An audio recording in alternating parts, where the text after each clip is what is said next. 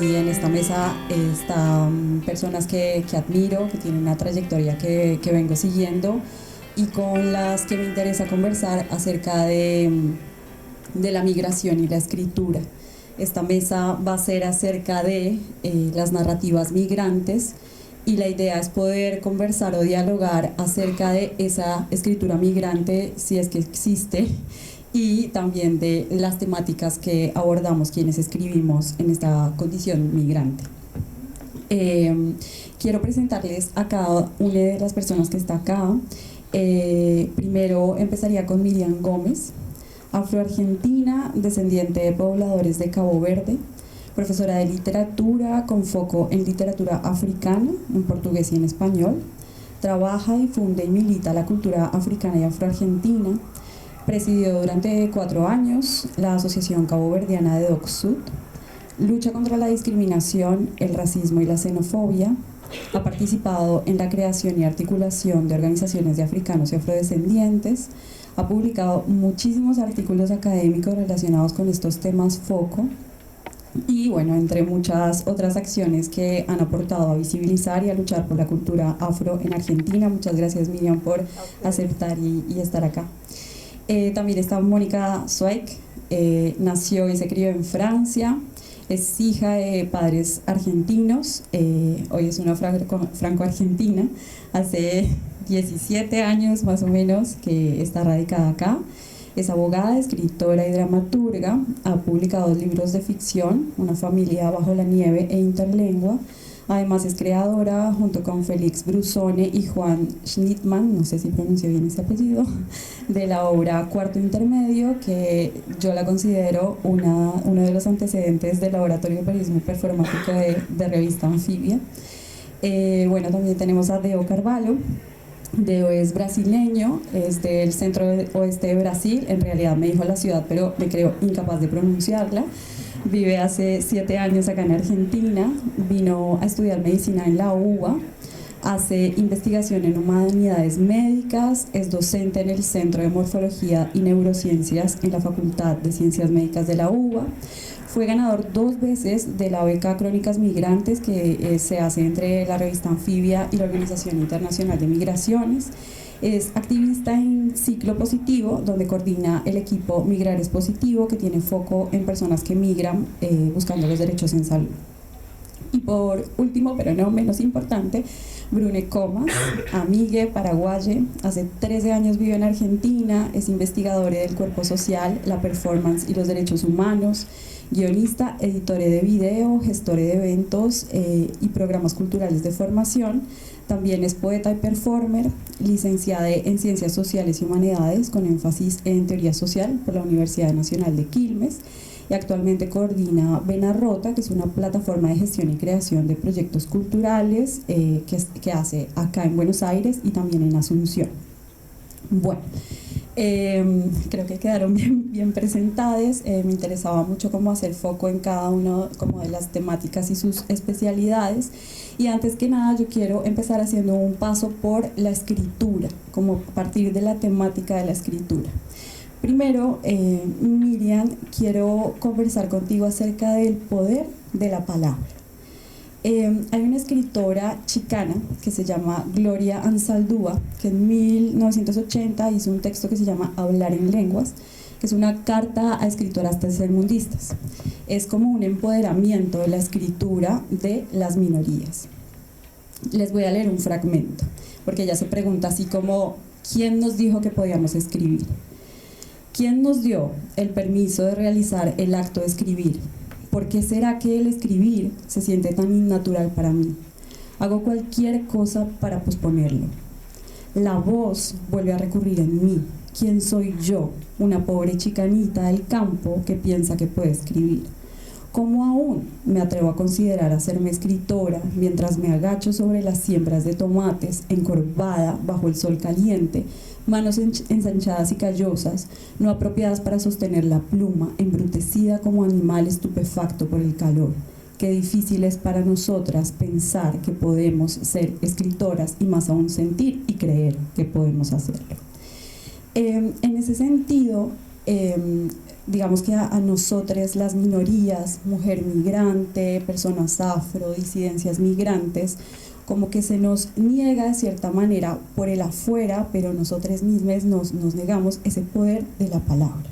Entonces quería consultarte para ti, ¿desde dónde nos paramos nosotros para reafirmar que tenemos algo para decir, que la palabra nos pertenece y que podemos escribir?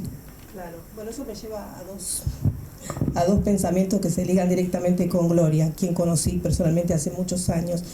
Uno de una escritora hindú que escribió en algún momento algo así como: ¿puede hablar del subalterno? ¿Podemos hablar nosotros?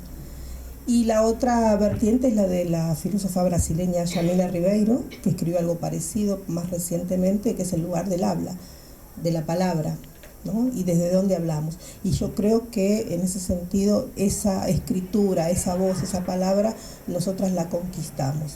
Claramente nadie nos la otorgó, sino que la tomamos por asalto, si se quiere, por arrebato, y es el lugar de la resistencia, sin ninguna duda. Es una manera de sobrevivir, ¿no? En los proverbios africanos se dice siempre que la palabra mata, pero también da vida. Y en ese sentido usamos la palabra como una herramienta de vida, de subsistencia, de permanencia, de trascendencia, ¿no? Y en ese sentido la ancestralidad cumple un papel muy importante en esta dimensión de la palabra. A través de la palabra se transmiten las creencias, los conocimientos, las pautas culturales, los valores. Entonces, en este sentido, y para cerrar esta primera parte, yo diría que el futuro está en la ancestralidad. Y por supuesto a través de la palabra, ¿no? Sí, como que eso de el futuro está en el pasado también o sea, como que me lleva a pensar a cómo reivindicar, digamos, cómo se reivindica tú también desde tu caso, cómo se reivindica esa ancestralidad en un país como Argentina, que ha escondido y negado la afroargentinidad. Se relaciona directamente con la emergencia de los feminismos negros o feminismos afro, que han aportado al feminismo blanco hegemónico varias dimensiones novedosas que lo convierten, yo diría, en uno de los movimientos políticos más revolucionarios y más abarcativos, porque contempla todos los derechos, todas las diversidades y todas las personas. Y esas dimensiones son la dimensión ancestral, es decir, la espiritualidad está presente en cada una de nuestras prácticas. Por ejemplo, una de las últimas marchas del Ni Una Menos, se armó un altar, por ejemplo, en la esquina de Avenida de Mayo y Salta. Ese acto tan sencillo de colocar fotografías y retratos de nuestras ancestras, de honrarlas con velas, con aromas, con flores, significó un rescate y un refugio de nuestra ancestralidad. Otro aporte o dimensión que hace el feminismo negro a la lucha política en general es la herramienta política de análisis, que es la interseccionalidad.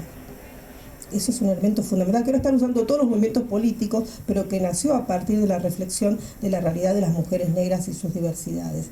Entonces, ¿desde qué lugar nos paramos? Justamente desde ese mismo, de abarcar una realidad desde múltiples perspectivas, pero siempre teniendo nuestro paraguas, que es la centralidad o nuestro faro, ¿no es cierto?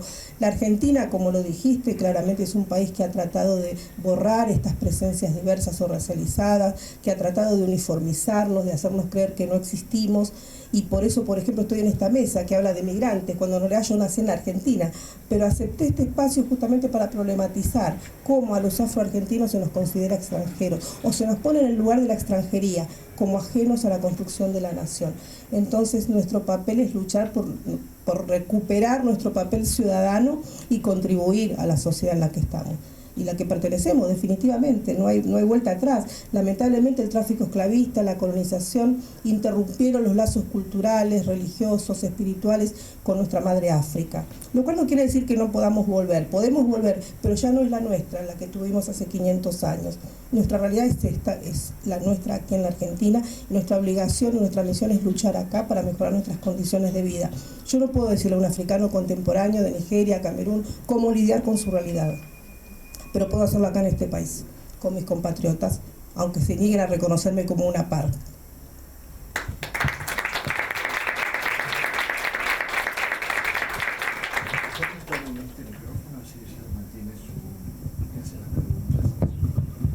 Bueno, te me adelantaste entrando al tema político y al tema, digamos, de cuáles son las escrituras. Yo ahora voy a retomar ese tema que me interesa mucho y es cómo este versus de lo afroargentino con lo migrante, ¿no? Porque siempre lo ponen a dialogar. Más adelante hablamos de esto.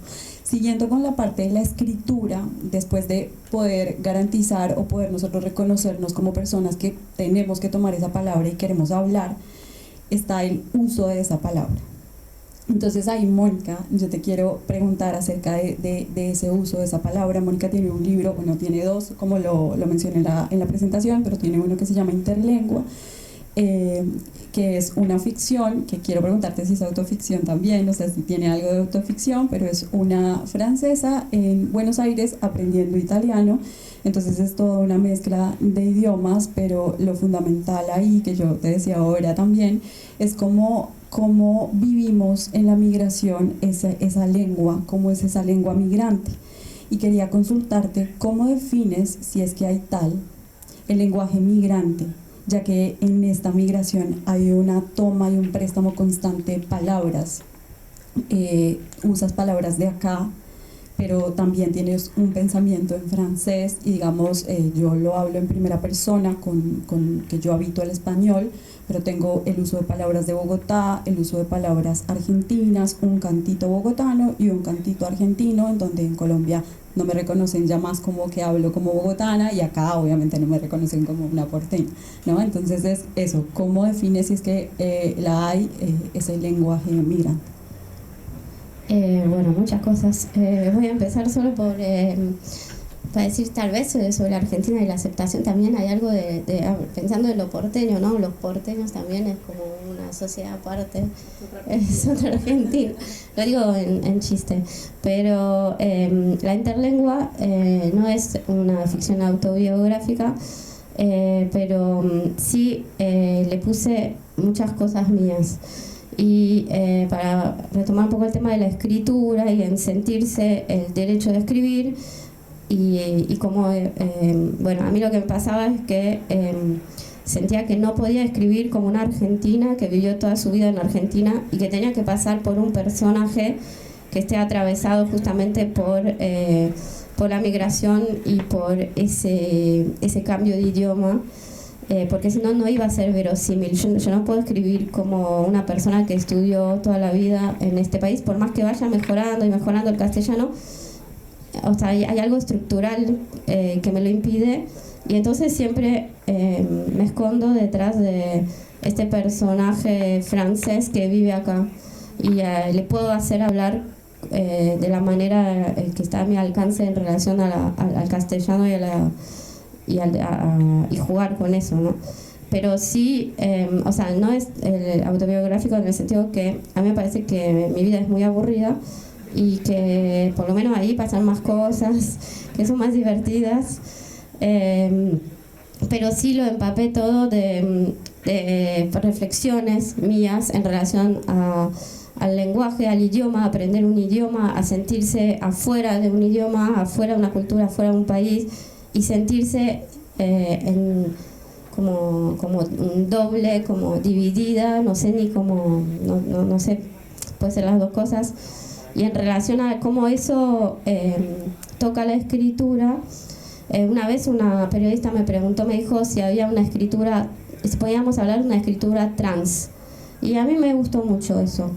Y me da la sensación que, o sea, también esto es el futuro, porque es el futuro y es un poco el pasado. El otro día, Amin Maalouf, que es un escritor franco-libanés que me gusta mucho y que reflexiona mucho sobre la identidad, que escribe en francés perfecto e igual tiene un acento cuando habla francés, y eso me llama mucho la atención, como es poder mantener su propio acento, pero mantener esa pureza con el francés. Y Amin Maalouf en un programa de radio decía que en realidad la historia de la humanidad no está hecha de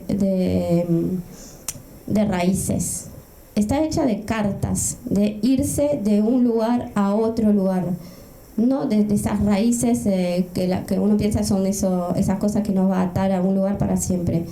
Y para mí reconectar con eso es muy positivo. También para pensarlo en, bueno, eso es el funcionamiento de la humanidad, fue nómade al principio y nos queremos a toda costa identificar sí o sí en una sola cosa, en una sola como nación, en una sola lengua, en una sola y me parece lindo reivindicar que pueda haber más de una lengua y más de un país. Pero es difícil a la hora de escribir. Con eso me surgen dos cosas. Hacia el final de tu libro me sentí bastante identificada con el mundial, ¿no? El mundial que gana Argentina. Yo escribí un texto acerca de cómo fue la primera vez que usé una casaca argentina y que mi papá se sorprende como, ¿te vas a calzar la casaca? Y yo, sí. Y después me dice, pues sí, si estás en ese país y decidiste vivir allá y lo quieres, pues cómo no querer o apasionarte por ese país. Pero también me pasó que todo el mundial lo vi con migrantes. Ningún argentino me invitó a verlo con ellos, me invitaban al después a un asado, por toda esa cosa, raíz, cábala, etcétera, etcétera, ¿no? Y es como desde el lenguaje se pertenece, se resiste, pero también se calla. A veces decidimos callarnos porque no queremos que noten que somos de afuera, a veces decidimos usar unas palabras para sentirnos más de acá, pero a veces seguimos insistiendo con otro uso para resistir de cierta manera. ¿Cómo tú ves esa resistencia, pertenencia y esos silencios? Bueno, cuando preguntaste por el poder de la palabra, lo primero que me surgió pensar es el poder del silencio. O sea, es el primer poder que usé yo, personalmente. Y no sé por dónde empezar, pero como que me parece muy interesante lo que decís en relación a cómo se vivió acá el mundial, porque el mundial es como un momento donde se exacerba mucho el nacionalismo y todo, y uno ahí se siente totalmente afuera de ese nacionalismo. Yo hablando del silencio, mi pareja me había prohibido hablar en francés con mi hijo en el supermercado, como en la época del mundial, como bueno, sí, pero no hables en francés. O sea, te pido por favor, como que era antes de la final, todo eso, o sea, sigue siendo un poder el silencio. Pero, no sé, a mí me hizo reflexionar un montón. O sea, yo la interlengua lo tenía a la mitad y no la había terminado porque no sabía en qué momento ubicarlo, ubicar esta historia. Si lo ubicaba en los 90, si lo ubicaba en la pandemia, yo no lograba encontrarle un presente. Y después del mundial, que ahí siento que me hizo pensar un montón sobre temas justamente relacionados a la identidad, le pregunté a la editorial si les parecía bien que lo escriba que lo termine como contemporáneo al mundial, y ahí lo usé esto a mi favor. Me sentía que me permitía tocar estos temas. Pero bueno, no sé, no sabría por dónde, no sabría qué contestarte. No, contestaste un montón. Y una cosa más, con respecto al escritor que mencionabas y que decías que escribe muy bien, pero habla con acento, también me surge a mí una pregunta con los migrantes que tienen que adoptar otro idioma, ¿no? Y es en el pensamiento. Una cosa es lo que se lleva a la escritura y otra cosa es el pensamiento. El pensamiento que te habita a ti, ¿en qué idioma está? Yo creo que está soy muy esquizofrénica. Por ahora solo 2, podría ser más. No, hay un pensamiento estructurante que está en francés y que yo ya ni lo puedo, no puedo cambiar. O sea, yo viví 26 años de mi vida en Francia. La Argentina estaba lejos en todos los sentidos. Entonces yo creo que hay una estructura personal que se armó en esa cultura y en ese lenguaje, y que va más allá de lo que yo pueda controlar, digamos. Yo creo que eso después aparece en la escritura, cuando trato de escribir y tengo errores de sintaxis con las preposiciones, cosas así, pero yo creo que hay un lenguaje importante que es este. Y también hay una lengua materna del parte de mi mamá que era argentina, pero que no la siguió transmitiendo en castellano. Entonces también hay una lengua materna que es el silencio, tal vez, o el no entender, y eso está también, pero navigo entre esas dos cosas y con un sentimiento muy grande de no estar legitimada en nada, digamos, tanto en francés como en castellano, como sentir siempre mucha duda sobre las palabras que quiero usar. Y en ese sentido el derecho, que estudié abogacía, me sirvió mucho porque es como una cosa donde es muy importante pensar en la precisión de cada palabra, y creo que ese es un razonamiento que, más allá de que haya estudiado primero en Francia, después de la revalida en la UBA, así que me interesa mucho saber cómo te fue a vos. A mí fue re duro. Hay algo sobre el tener muy en mente la precisión de cada palabra, que está buenísimo, pero también es muy enloquecedor. Y como también decías en tu libro, habitar ese resquicio, ese bordecito de incomodidad mientras se adopta uno u otro, que me parece que es como un estado migrante. Sí, total, un estado migrante. Sí. Bueno, siguiendo, digamos, con estos pasos de la escritura, hablando del poder de la palabra, de cómo habitar esa lengua, también está un hablar de otros, porque hay experiencias, digamos, de ficción que se toman pedazos de uno mismo, hay otras experiencias que son autoficción o son no ficción en primera persona, y en este caso Deo tiene su experiencia hablando de otros, ¿no? Entonces ahí tú agarras narrativas de vidas que te interesan, las cruzas un poco con la identidad, pero hay una frase como ya muy hecha que es darles voz a los que no tienen voz, y me pregunto si podemos darle voz a personas que ya la tienen, y cómo tú, digamos, tienes eso en cuenta a la hora de escribir de otros de esta manera tan respetuosa que lo hiciste en Crónicas Migrantes. Sí, una pregunta muy ambiciosa, pero así como Mónica, me parece mucho más fácil escribir sobre otras personas. Mi vida me parece como muy aburrida también, y también involucra, ¿no? un profundizarme en mí mismo, que por ahí es mucho más fácil percibir lo que el otro nos cuenta y solo plasmar eso en otro lugar, ¿no? Entonces hay esa facilidad, me apoyo en eso. Pero me pregunto lo mismo porque mi formación no viene de la escritura. Yo vengo del área de la salud, en Facultad de Medicina, estamos ahí, y todo momento haciendo investigación y hablando de población, de epidemiología, estamos hablando por otros. Entonces cuando estamos, no sé, investigando, o ya sea una medicación o algo, estamos hablando de esa población específica que no es la que nosotras que estamos acá organizando todo estamos hablando, que somos parte de todo eso. Y entonces lo que hice fue con mucho coraje mandarme para la beca de anfibia con OIM, usando el ejemplo de una amiga, y yo le dije, mira, vos podés mandar tu historia, que me parece fenomenal, en primera persona, si querés lo puedo hacer yo, si confías podemos hacer eso juntos. Y entonces fue la segunda opción. Entonces por suerte yo tenía ese vínculo, no era algo como extremadamente periodístico donde yo tenía como una experiencia, fue como bastante así, por suerte tuvimos personas para ayudarnos en eso.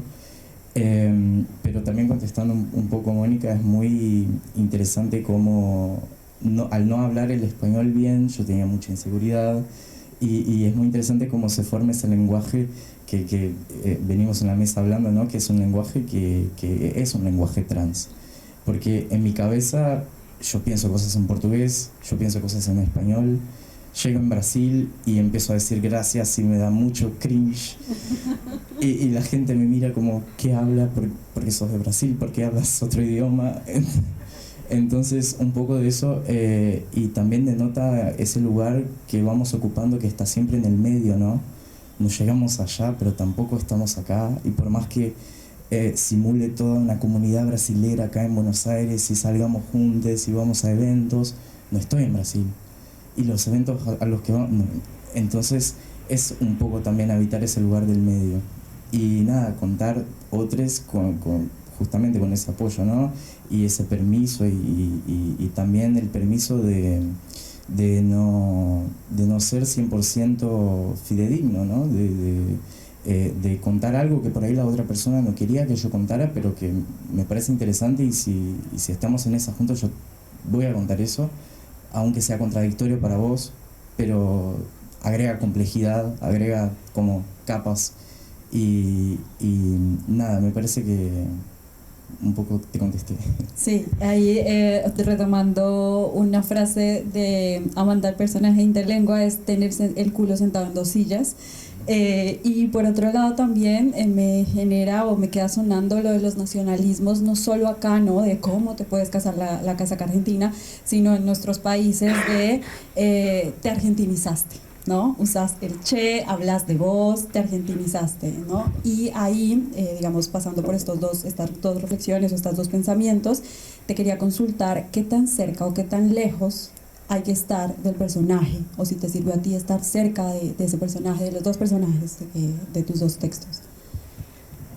Me sirve bastante en el sentido de yo conozco a esa persona, puedo escribir sobre ella, pero no sé cómo van a percibir a esa historia, porque si yo estoy escribiendo sobre una persona muy próxima, saliendo de esa burbuja, explotando esa burbuja, ¿qué hay? ¿Qué hay más allá de eso? Entonces fue también un ejercicio muy interesante en el segundo texto, porque ahí escribo con lenguaje no binaria, usando X, entonces explotar una burbuja también, escribiendo un texto en un lenguaje no binario también fue como muy desafiador. Yo no sabía si Anfibia y OIM querían, si yo podía hacerlo, entonces también fue eso, ¿no? Pero puedo. Y cuando me mandan me recomiendan leer Pedro Lemebel y como muchas referencias muy buenas, me acordé que había leído un libro muy interesante de un autor de los Emiratos Árabes Unidos, Deepak, el apellido lo puedo intentar pero no me va a salir, que se llama Personas Temporarias, y es muy interesante cómo esa persona escribe, porque en los Emiratos 88% de su población es migrante, y el autor habla sobre las personas que están ahí, escribe sobre otras personas y utiliza el vocabulario que esos inmigrantes usan en su día a día, en su cotidiano. Entonces es un inglés que no es un inglés gramaticalmente correcto, no hay un texto fluido. Entonces yo usé también de ese lugar del medio para escribir un poco de eso. Y bueno, si hay errores, suerte a los editores, perdón. Pero usé también eso y usé esa libertad de decir, no, esa comunidad habla así y ese texto tiene que ir con ese lenguaje, porque si no, no es fiel, si no, no es verdadero. Lo noté y noté ese respeto, y de eso se trata, escribir de otros. Y bueno, en este caminito de la escritura está también esa construcción del personaje, ¿no? Y esto lo dice Eeuhart en el libro de Liliana Villanueva, en las clases de Eeuhart, que ella dice como hay un yo escritor, que es el que piensa el texto, y hay un yo destinado, sobre todo en primera persona, al texto. Hay un personaje que se construye. Y entonces en eso, Brune, yo te quería preguntar, esto es como con un doble sentido, de la construcción de identidad, ¿no? En la escritura nosotros construimos una voz. No todas las migraciones son iguales, algunas no surgen del deseo de querer irse, sino de una necesidad de un me tengo que ir para poder tener un espacio con más libertad y poder ser. Para ti, ¿cómo se construye esa voz en la migración? Hola, ¿qué tal? Bueno, qué sé yo, te diría que en mi proceso personal, por ejemplo, me tomó muchos años asumir la palabra y la voz. Yo vengo de la performance, entonces cuando busqué expresarme con palabras, lo he hecho desde la escritura cuando estaba en Paraguay, previamente, digamos, como que fue un primer amor. Pero después me pasó algo como que sentí una conexión con una responsabilidad de la palabra, ¿verdad? Y de poder capaz, también respetando el poder del silencio, poder dar palabras precisas o buscar como cierta capacidad de expresar sin tener que tirarlo todo o sin tener que salir como un grito y decir ¡ah! Encontrar maneras más sutiles, ¿verdad? Y también por ahí la voz es algo que tiene mucho cuerpo. Yo que vengo de, digamos así, creo que todos tenemos un cuerpo que es lo único que podemos cargar, ¿verdad? También hay algo con la frontera y el cuerpo que es interesante, ¿verdad? Que los lugares de los que venimos, al venir a Buenos Aires, son como bloqueos o mordazas de las cuales nos vamos desprendiendo para poder expresarnos, ya sea en un ámbito físico como la expresión de género o la expresión política, sino también buscando un poco eso de qué realmente a mí me mueve expresar, no solamente lo que está de moda o no solamente lo que veo en el teléfono, ¿verdad? O los temas de la agenda, la gran agenda de la ONU, que ahora parece un chiste, ¿verdad? Entonces, como que me parece que encontrar una voz es primeramente una búsqueda, que no creo que se acabe nunca, ¿verdad? Y me gusta, justo anoté acá, cuando el compi habló de las experiencias de otros y otras, el rol del intermediario, ¿verdad? Y un poco la voz es un intermediario también, entre nuestros pensamientos y lo que podemos compartir con otras personas, ¿verdad? Tanto la voz como la palabra. Y bueno, por eso mi práctica, y por ahí me gusta mucho esto que hablamos de la ancestralidad, de la espiritualidad o de las voces interiores. Creo que este giro que estamos teniendo como curiosidad también espiritual para comunicarnos es algo que nuestro tiempo nos está pidiendo, ¿verdad? Deshacer las fronteras, replantearnos los territorios, replantear cómo entendemos lo que habitamos, ¿verdad? Entonces, así como migrante, a mí antes de empezar a hacer como una ficción sobre estos dos espacios, a veces, justamente ayer conversando con una amiga, dije, yo quiero pensar el río que viene de Asunción hasta Buenos Aires. Y de repente olvidarme de la frontera y pensar en ese río, y empezar a ver cuánto hay en eso de la ancestralidad guaraní, de las migraciones, y también cuántas historias silenciadas hay ahí, ¿verdad? Muchas veces pintamos de colores la migración, pero nuestra migración en Sudamérica es una migración muy sangrienta, muy hambreada, muy dolida, y algunos son las luces, pero me parece importante no olvidarnos de eso, ¿verdad? De que si ahora, por ejemplo, quiero usar mi voz, va a ser un poco más hacia eso, hacia poder hablar de eso, ¿verdad? Bueno, eso. Brune tiene un poema que leyó en el espacio Ballena, esto fue en el Borges, en un evento que se hizo de poesía migrante. Vamos a tener el privilegio de escuchar de su voz hoy ese poema más adelante, pero ahí hay una frase que voy a expoliar en donde Brune dice: el español, el castellano es un privilegio. Quería preguntarte por eso, si puedes ampliar un poco por qué es un privilegio también. Bueno, me parece interesante esto en esta, digamos así, situación de empezar a analizar acentos, particularidades físicas en relación al habla, ¿verdad? Que de repente se componen así de, digamos, de sentir de otro idioma, ¿verdad? En Paraguay, como me imagino que la mayoría sabrá, ¿verdad? Se habla el idioma nativo guaraní, ¿verdad? Que bueno, se habla más en Yopará, que es como una mezcla entre guaraní y español, para poder tener, digamos, un lenguaje contemporáneo, ¿verdad? No sería un lenguaje medio selvático, que no vendría mal. Pero al referirme a que el castellano es un privilegio, la gente, digamos, campesina en Paraguay, ni siquiera para referirnos a indígenas, personas que nacieron en el campo, viven en lugares donde se habla guaraní, no se habla castellano. O sea, como que al migrar acá, los paraguayos hablan cuando son pobres, cuando vienen pobres de Paraguay acá a laburar, aprenden en el español argentino. Y por eso se dice mucho, ay, habla como Curepi, tipo pasa perfecto a argentino, Argentina.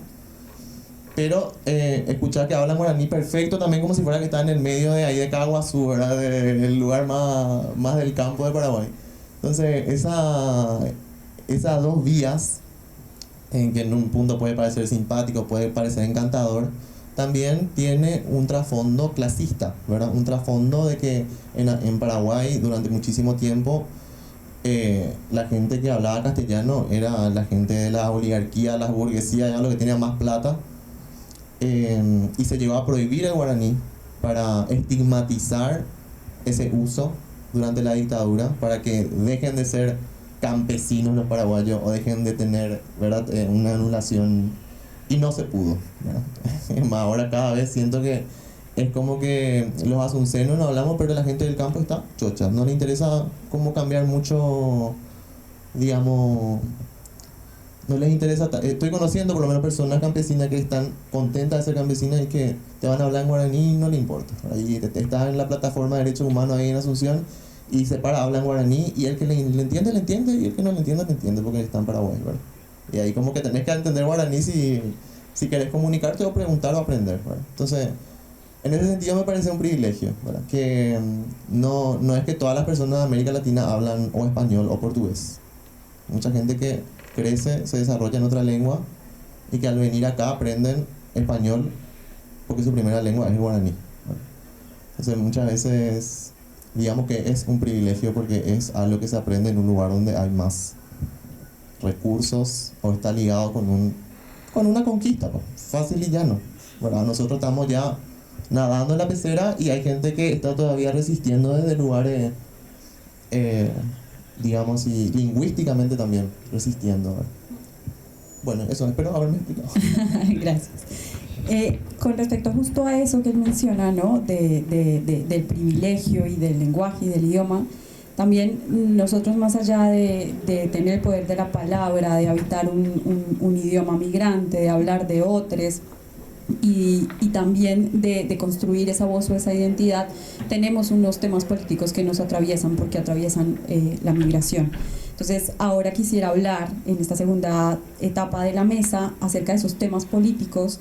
Miriam, tú te adelantaste, digamos, con ese tema y que quiero como tocarlo en profundidad.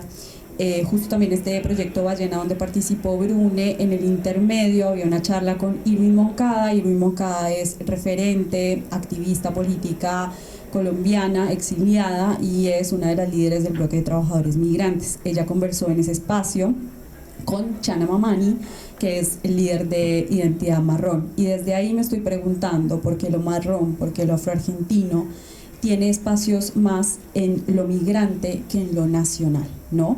Porque acá hay una migración reconocida, pero hay una migración reconocida de élite que es buena y otra que se mira con desdén, ¿no? Entonces, desde ese lugar, ¿por qué crees que se habla más y por qué crees que hay unas identidades migrantes más reconocidas que otras?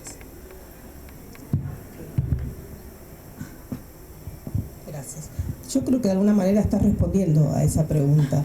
Hay realmente una percepción cultural y social y política también de que hay migraciones de primera clase y migraciones de segunda y hasta de tercera.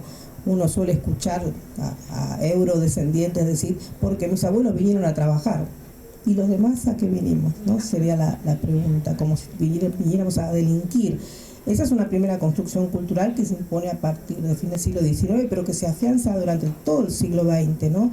Ese impulso político de uniformizar a toda la sociedad, de censurar las lenguas propias, originarias, ese ímpetu argentino que fue una matriz castradora, ¿no? En su nacimiento como nación, de obliterar a los pueblos originarios, a los afrodescendientes, y establecer como único paradigma respetable el paradigma eurodescendiente o europeo, como lo deseable, ¿no? Un país que se creía, se soñó, se pretendió, claramente no lo logró, pero hizo el intento, en algún punto pudo considerarse exitoso, de generar una nación genéticamente blanca y culturalmente europea. Esa matriz caló tan fuerte en todas las capas de la sociedad que a veces resulta difícil sacarse ese corset y no ver a los no blancos como extranjeros, como no pertenecientes a nuestra sociedad. Y es muy brutal y muy violento. Y no lo digo solamente por mí, que todos los días me preguntan de dónde soy, de dónde aprendí a hablar el español, la cuestión de la lengua, sino les doy un caso muy patente y trágico que pasó en la Argentina en los años 2000, cuando detuvieron en el aeropuerto de Ezeiza y encarcelaron a una afroargentina militante, argentina de varias generaciones, ni siquiera como yo, que mi papá era africano, sino con muchas generaciones en el país, y que dijeron que ella tenía un pasaporte falso porque no podía ser negra y argentina. Estas fueron las palabras de la funcionaria del Ministerio, de Migraciones, etcétera, cuando recogió su pasaporte. Y frente a esa percepción errónea, cargada de ignorancias, de prejuicios y de violencia, decidió que había que meterla presa. Y llamó a la policía aeroportuaria y efectivamente la encarcelaron hasta que después de haber transcurrido todo el día, de advertir semejante error violento y racista, la liberaron diciendo, miren que esto no fue racismo. Y claramente, ¿para qué voy a entrar en detalle? Pero esa es la percepción de nuestro país respecto de la africanidad y por qué siempre se nos relaciona con lo extranjero, con la extranjería. ¿Por qué yo no puedo ser argentina? ¿Por qué soy yo la diferente y no el resto? Aparte, ¿desde qué lugar se establece lo diverso? También esa palabra de la diversidad, que ha caído muy cómoda en muchos sectores, sirve también para decir que los diversos somos nosotros y los universos son los hegemónicos, para decirlo de alguna manera. Entonces ahí hay también un espacio de lucha que tiene que ver, cómo yo me reivindico en esta sociedad que no quiere que yo pertenezca a ella, pero que nos trajo, ¿sí?, violentamente, nos secuestró, nos deportó a estas regiones y hoy ya no nos quiere, no nos necesita, parece que no servimos. Es un fenómeno que está pasando en Europa también, ¿no? Los descendientes de africanos en países como Italia, como Francia, no hablo de migrantes, hablo de personas con muchas generaciones, no son considerados todavía ciudadanos de primera clase. Y a nosotros nos está pasando lo mismo, solo que no es ley. Solo que no tenemos que esperar a tener 18 años para que nos dé el documento como pasa en Francia. Uno nace en Argentina y tenemos el derecho, ¿no? Somos el derecho de ser argentinos por el solo hecho de nacer acá. Sin embargo, en la práctica cotidiana, las relaciones interpersonales se manejan con esta perspectiva racial o racializada, estereotipada, de que yo no puedo ser una mujer argentina. Y soy argentina, de Dock Sud, de Avellaneda, un barrio peronista, portuario, trabajador, con todas las variables que atraviesan a esa Argentina profunda, popular, que llevó la revolución para generar mejores condiciones de vida para sus habitantes. Sin embargo, yo no soy la Argentina, sino las élites son argentinas. Y es una lucha que libramos todos los días, ¿no? Yo le llamo la pequeña o no tan pequeña tragedia cotidiana de los afroargentinos, es que no son considerados como pares por sus propios compatriotas, ¿no? Esa lucha cotidiana de tener que demostrar que sí, que nacemos acá, que somos argentinos. Incluso la anécdota que cuento de María Magdalena La Madrid, Pocha le decíamos nosotros, una de las preguntas que le hicieron en el interrogatorio, ¿por qué hablaba el español de esa manera? ¿Por qué hablaba también el español? Si ella era peruana seguramente, ¿no? Hasta ahí está la cuestión de la lengua, cómo domina nuestras percepciones, ¿no? Y también la lengua, pero creo que es una siguiente pregunta, no me quiero adelantar, la lengua como resistencia, ¿no? O como lugar donde permanecer, pero no me voy a meter en eso para no adelantarme. Hay como algo también que tenía duda, y es que en tus artículos cuentas cómo históricamente en Argentina ha habido un proyecto político de ese blanqueamiento, ¿no?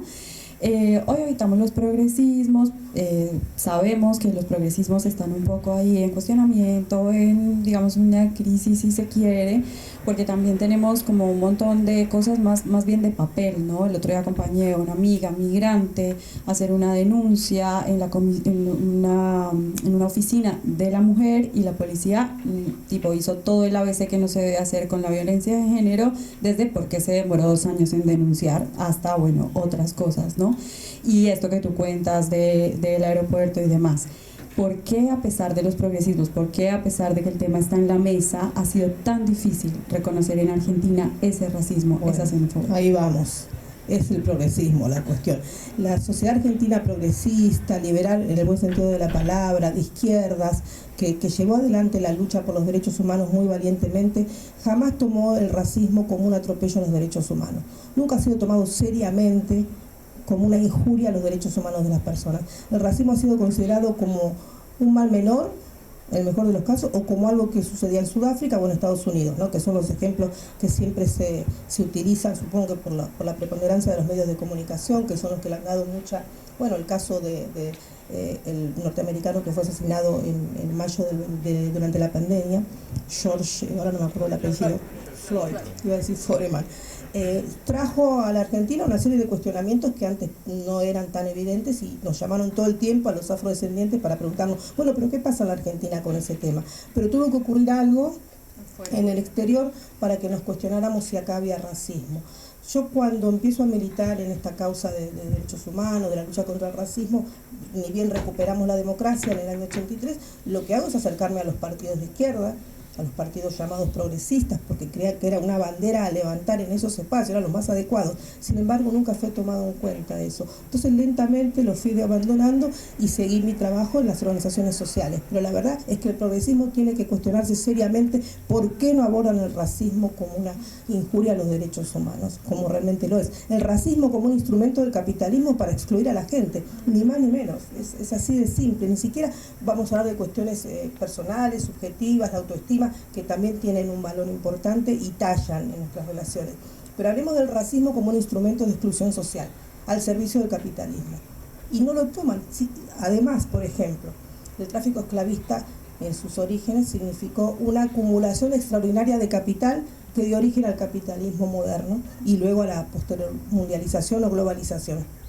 ¿Por qué no se analiza? El Capital de Marx creo que le da una página o media al tema de la esclavitud.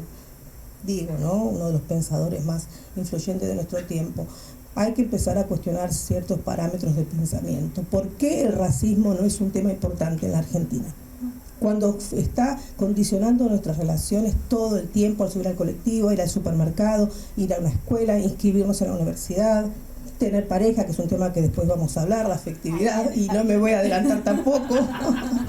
Pero digo que hay que hacer una fuerte autocrítica de tomar el racismo, el sexismo y otros parámetros de opresión. Exotización, bueno, ni hablar, ¿no?, de la exotización, de la extranjerización, de la folclorización, la hipersexualización de las mujeres y de los hombres negros. Todavía hoy escucho a periodistas en los programas de radio, escucho mucha radio, haciendo chistes sobre el miembro de los varones negros. Yo no lo puedo creer que esté pasando eso en la Argentina, que ha pasado por muchos procesos, digamos, revolucionarios, rupturistas. La crisis del 2001 fue realmente un corte social, económico, pero también identitario. Después de haber pasado por todo eso, seguimos haciendo ese tipo de chistes que son tolerados y aplaudidos por hombres y mujeres. Creo que hay que cuestionarse muchas cosas realmente. Sí, ahí me recordaba como en mis inicios acá, que me daba miedo hablar en el colectivo por miedo a que me discriminaran, ¿no? Porque también ese silencio es una elección para, pues, no, para proteger. Y en ese sentido, y vamos ya al tema, un tema que me parece, o sea, pensé que no iba a ser tan interesante porque me está interesando a mí y porque me interesa a mí, no pensé que no iba a tener repercusión, y es el tema del amor migrante. El amor migrante no desde el sentido amoroso, sino desde el sentido de la vulnerabilidad. Porque no es lo mismo amar para una mujer, digamos, me pongo en primera persona, yo vengo de un país conservador, familia católica, en donde si bien me consideraba feminista desde antes de venir acá, yo vine en pareja y cuando me separé me di cuenta que yo no era una mujer financieramente contable y me costó mucho ir a una independencia, ¿no? Y aunque yo soy una migrante privilegiada, hay mujeres y disidencias con otros parámetros. Entonces, en ese sentido, Mónica, porque lo tocas un poco en Interlengua acerca de ese amor intercultural, es cómo tú ves ese amor migrante, ¿no? ¿Cómo ves que atraviesa la migración? Sí, me dieron un poco de ganas de añadir un par de cositas, perdón, pero siendo francesa también, o sea, he vivido, por ejemplo, o sea, yo creo que Europa en este momento está en una crisis de identidad muy fuerte, y lo que decís vos de que hay de los hijos de migrantes que son franceses por generación y que todavía vienen a decir de dónde sos, y nacido, criado, todo eso, bueno, a mí me pasó toda la vida.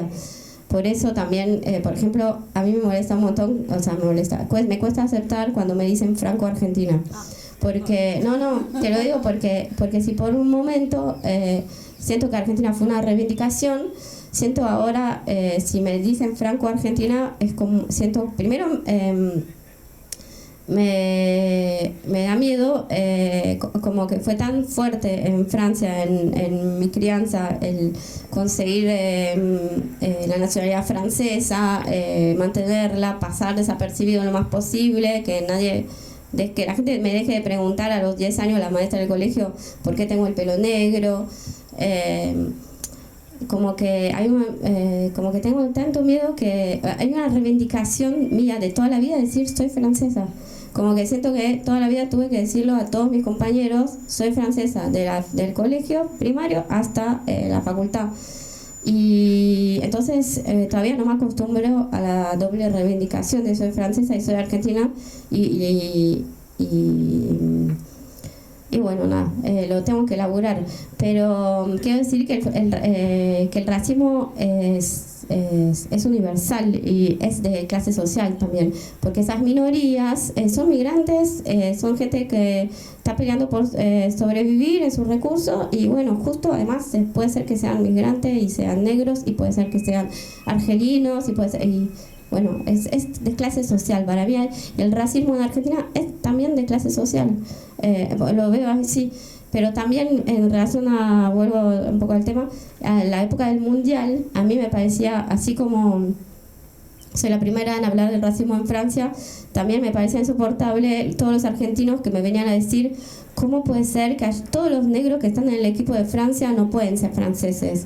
O sea, se van a buscar, y la izquierda principalmente, y eso para mí era como, no, bueno, son más franceses que, o sea, nacido de 2 generaciones, ¿sabes? O sea, era un pensamiento argentino típico, incluso progresista y de izquierda, y para mí era re doloroso escuchar eso. Y el amor para los migrantes es re difícil, porque hay mucha vulnerabilidad. No, y porque lo puse en la primera novela, En una familia bajo la nieve. Lo puse como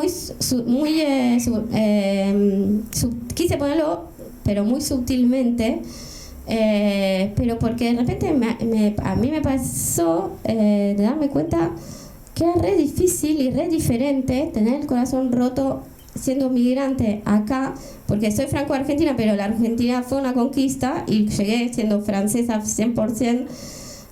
Perdida, sin hablar bien del idioma y buscando un lugar para vivir, te deja y me sorprendí a mí misma la pérdida de identidad que me generó. Era realmente como no saber más quién soy, y lo atribuí a eso, porque si durante 25 años sabes quién sos en tu idioma, en tu lugar, con tus amigos que están cerca, de repente me acuerdo de estar totalmente perdida en términos de identidad, como ya había empezado a escribir Una familia bajo la nieve y todo eso, pero en francés. Me acuerdo que lo leía diciendo ¿quién escribió eso? Como que tuve una como pérdida total de referencias en ese momento. Creo que hay algo ahí de la vulnerabilidad muy fuerte. No sé si, bueno, voy a pasar los micrófonos. Ahí dejo, yo quería también conversar contigo del mismo tema, del amor migrante, cómo tú lo vives. Ahí sí, o sea, me atrevo a hacerte la pregunta personal porque lo hablamos esta mañana, y también lo que implica no solo para nosotros los migrantes, sino para el que está en el territorio, esa incertidumbre de no saber si esa otra persona se va a ir en algún momento, ¿no? Claro, también eso. Me gustaría comentar un poco sobre la parte del racismo. Claro, no es imposible no escuchar. Primero que rescatando también un poco que vos traías de Yamila, ¿no? Y ella habla algo muy interesante, que terminar con los problemas de clase no significa necesariamente terminar con los problemas de raza. Entonces me parece que eso es solo un puntual comentario sobre eso.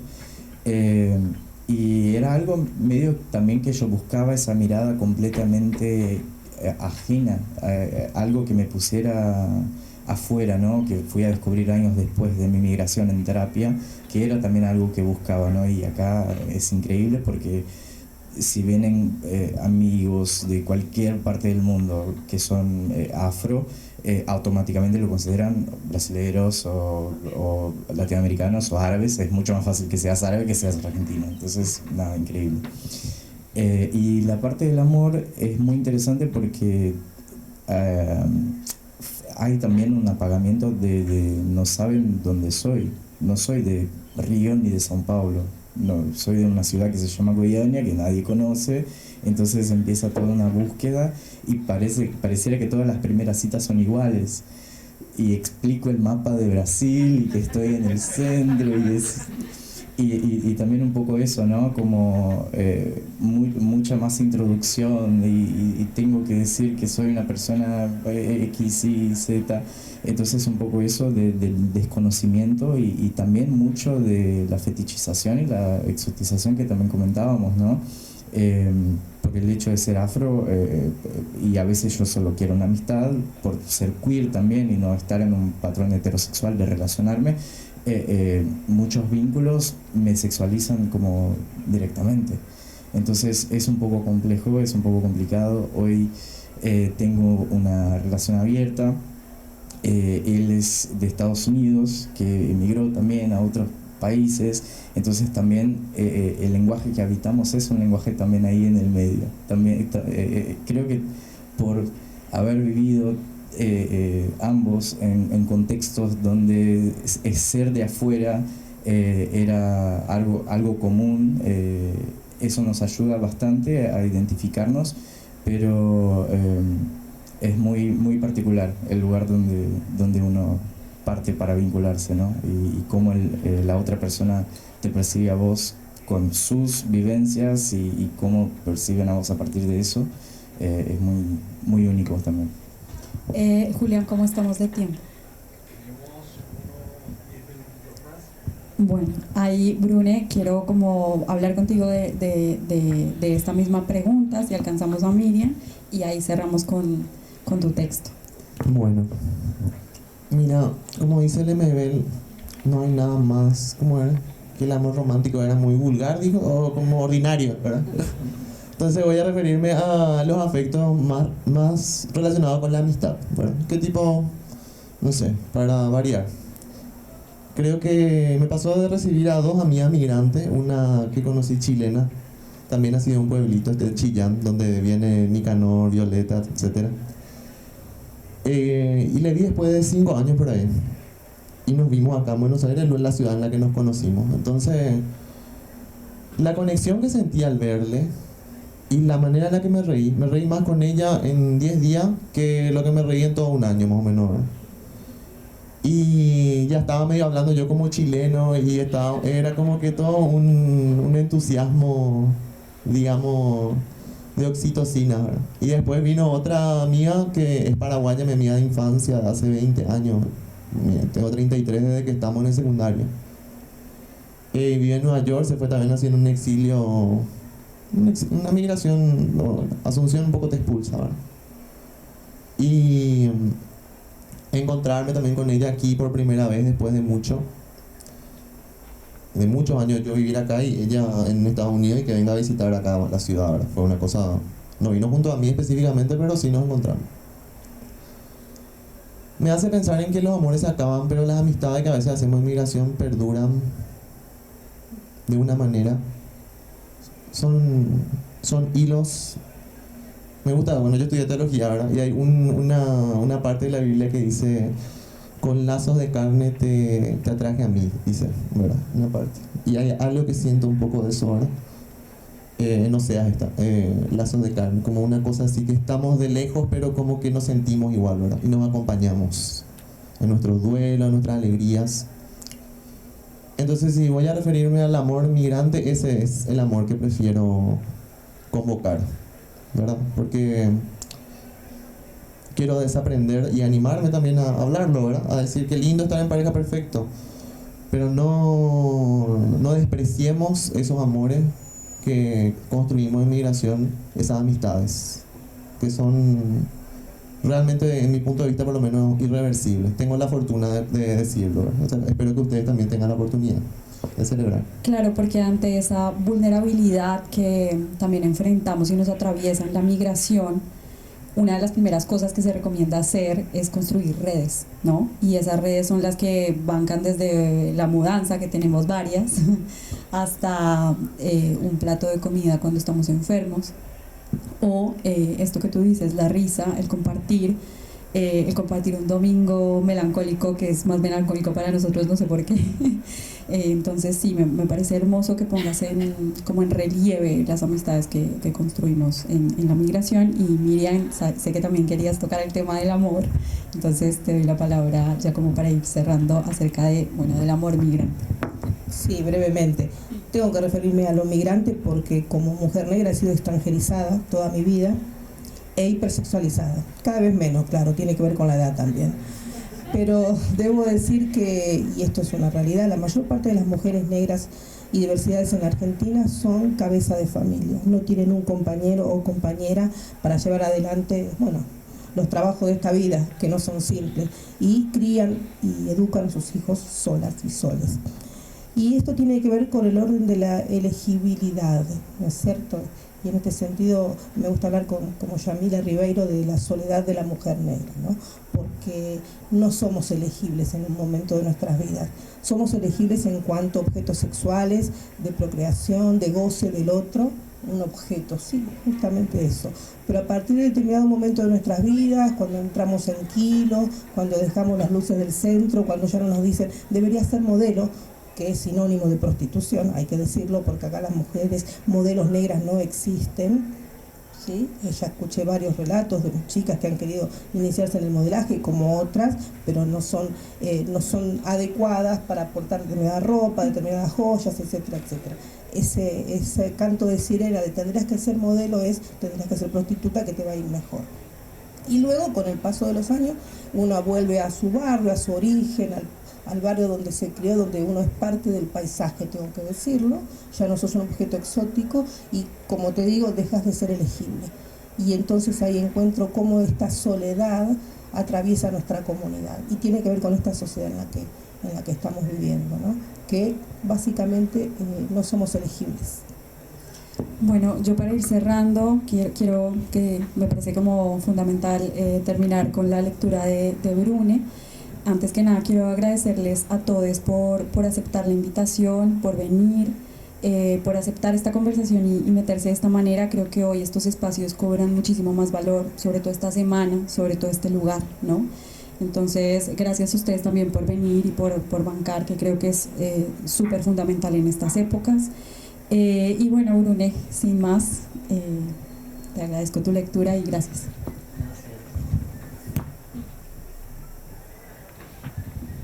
Yo soy tipo de esos cantantes con un hit, y este es mi hit. Después pueden mirar ahí en Pena.rota todos mis divajes, pero por lo pronto este viene siendo el... Espero que... Ay, bueno. Cuando llegó a Buenos Aires la primera chipa, aquí, a esta ciudad multicultural, multiétnica, cosmopolita, a este crisol de culturas, como le llaman. ¿Acaso bajó también de los barcos entre italianos, rusos y españoles y etcétera? ¿O habrá venido entre canastos con Juan de Garay y los primeros pobladores guaraníes y colonos en 1580, antes de los barcos que tanto remarcan hoy los apuntes de universidad? Pues sí, poblada por guaraníes antes y después de ser Buenos Aires, este territorio sigue masticando chipa pensando que cayó del cielo. Ese era el maná. Me imagino habrá venido bajando con el río Paraguay y desembocando en La Plata, sobre la lengua de una boca abierta del continente. Estos edificios que se alzan a nuestros lados casi seguro fueron hechos con manos de comedores de chipa. Y hoy el carnicero, la lavandera, la persona a la que confía en el cuidado de sus niñes, de sus padres ancianos, como murmullos en esta ciudad, que no cuenta con orgullo su origen, siguen emocionándose desde las tripas con el aroma de una chipa caliente. ¿Será parte de existir este andar callado que sostiene con sudor la ilusión ajena? Se suele decir que cuando migran desde Paraguay a Buenos Aires, rápidamente se les pega el acento local. El castellano también es un privilegio. Lo es desde hace 500 años hasta hoy. Bueno, no es coincidencia. La tierra de la chipa, le dicen sentenciadamente isla rodeada de tierra, es en verdad un bosque húmedo, en pleno genocidio silencioso. Un bosque saqueado que tiene en sus marañas y malezas la fuerza de los fantasmas que todo el continente prefiere ignorar. Todo un redondo de masa dura con un agujero en el centro. Me refiero a la chipa, no al hoyo del que proviene. Ese hoyo que parece tragarse la fuerza de su gente. Un dolor en guaraní, una boca hambrienta que pide y no le dan. Muchas de esas bocas se escaparon hacia aquí. Hay un hilo imaginario que conecta nuestro cuerpo al territorio del que venimos. Un hilo que puede verse como una humeante fragancia, el recuerdo de un sabor. Un puente hacia la nostalgia, hecho de maíz, queso y almidón. Cuando se acabe la chipa en Buenos Aires, ¿qué se acabará? Gracias.